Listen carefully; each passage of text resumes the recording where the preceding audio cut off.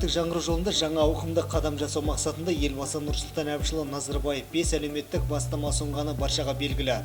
Қарапайым халықты қызықтырар басты нәрсе әр отбасына баспана алудың жаңа мүмкіндіктерін беру екендігі айтпасы да белгілі. Осы орайда баспана мәселесін сөз еткенде жүрегі сыздамайтын адам жоқ шығар. Тәуелсіздігімізді алып қарыштап дамып келе жатсақ та осы бір маңызды мәселенің шешімі табылмай-ақ қойды. Уақыт өткен сайын халық санының өсуі, тұрғын үй, жұмыс, әлеуметтік мәселелерді айтарлықтай қиындатып жібергені белгілі. Баспанаға қол жеткізуі ең өткір мәселеге айналды. Баспаналы боламыз деген үмітпен бірнеше жыл бұрын кезекке тұрған талай азаматтың қолы әлі күнге ештеңеге жетпеген белгілі. Жастар ғана емес, баспанадан үлкеннің де үміті үзілуге таяу қалған болатын. Мұхтар Әуезов көшесі бойындағы 80 гектар жерде 60 квартирадан екеуі салынып жатыр. 20 квартирадан 4 үй салынып жатыр. 5 қабатты тұрғын үйлер. Оны осы биыл 21 жылдың аяғына тапсырамыз деген ниеттеміз. Жұмыс қарқыны жақсы кетуде бұл жерде. Негізі 6 үй, біреуін жаңағы Көкшестрой салып жатыр. Екеуін 160 пен 120 пәтерді, 320 пәтерді Нұрил Жетсай мердігері, бір 60 пәтерді Атлант ЖСС. Солар салып жатыр. Жұмыс жақсы қарқынды кетіп жатыр қазір. Тоқ желілері жүрген, енді биыл мынау канализациясы мен газына қаржы бөлінуде. Толық инфрақұрылым, сонымен жолдары әзірше тас төселіп қойды негізі. Енді мынау құрылыс жұмыстары біткеннен кейін асфальттанады. Бізде қазір енді мынау жоғарыда айтып өткенде 60 пәтерлі 2 үй, 40 пәтерлі 4 үй, 5 қабатты. Салынып биыл бітеді деп отырмыз. Одан кейін бізде тағы да жаңағы ПСД проектный сметный документация дейді. Сол 40 пәтерлі 6 үйге қаржы сұралған. Сол 200-дің ол бер жағында. Сол жерге соған қаржы бөлінеді деген әлі үміттеміз. Сонда 240 пәтер, мына 200 пәтер, 440 пәтер түседі. 80 гектарге. Осы орайда аудандағы ауқымды құрылыс жұмыстары жайында аз айтылып жүрген жоқ. Оны көзі қырақты оқырман теледидар мен газет беттерінен де көріп жүр. Жалпы әлеуметтік нысандардың көптеп бой көтеруі әлеуетімізді көрсетеді. Бүгінде денсаулық, спорт, білім нысандары қала көркіне көрік қосуда. Солардың бірі Жетісай қаласының аумағын ұлғайту мақсатында берілген 80 гектар аумақта мемлекеттік бағдарламамен салынып жатқан бұл үйлердің қазіргі таңда қажетті жарық және су кабельдері тартылып қойған. Аталмыш тұрғын үйлердің құрылыс жұмыстарын бірнеше құрылыс фирмалары жүргізуде.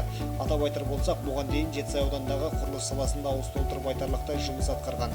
Бірнеше мектептің құрылысын тиянақты аяқтаған Нұрил құрылыс фирмасы жоғарыда аталған аумақ көлемінде 20 пәтерлі 3 үйдің құрылыс жұмыстарын жүргізуде.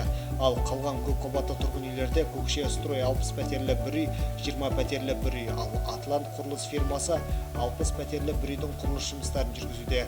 Жалпы алғанда 200 баспана, яғни 60 пәтерлі 2 үйдің, 20 пәтерлі 4 үйдің барлығы көп қабатты үйлердің құрылысы аяқталуға жақын. Ал келер жылы тағы да 200 баспана құрылысын салу жоспарда бар.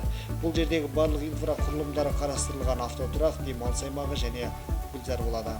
Мынау басында тұрған қазіргі объекті 60 пәтерлік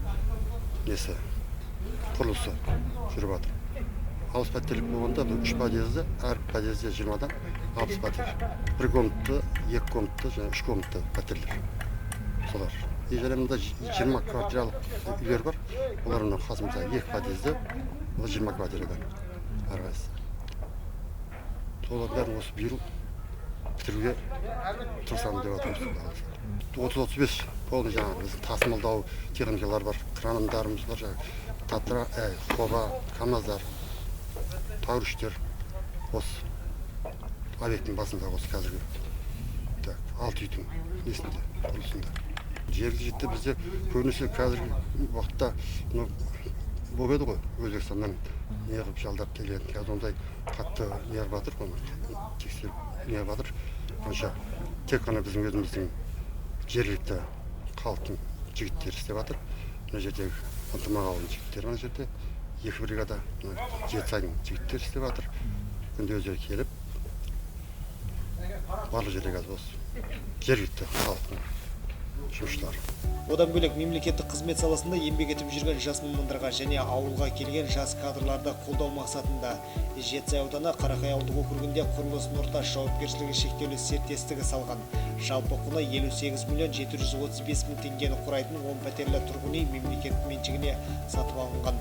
Қазіргі таңда мұнда көп қабатты үйдің құрылысы толық аяқталған. Құжаттандыру жұмыстары аяқталған соң тиісті санаттағы азаматтарға берілетін болады. Аудандық бюджеттен 57 миллион 735 мың теңгеге 10 пәтерлі үй сатып алынды. Қарақай ауыл округі Сәтбаев елді мекенінен. Сонымен қатар биыл республикалық бюджеттен бөлініп, мынау көпбалалы аналарға деп қаржы келіп, былтыр 88 үй сатылып алынды. Қаладан да бар, кенттен де бар, ауыл округтерден де бар. Өзіңіз байқағандай аудан көлемінде біраз құрылыс жұмыстары жүруде, олардың көбісі жақында пайдалануға беріледі. Алдағы уақытта республикалық, облыстық және аудандық бюджеттен қаржы тарту арқылы әлі де біршама жұмыстарды қолға алуда жоспарлануда.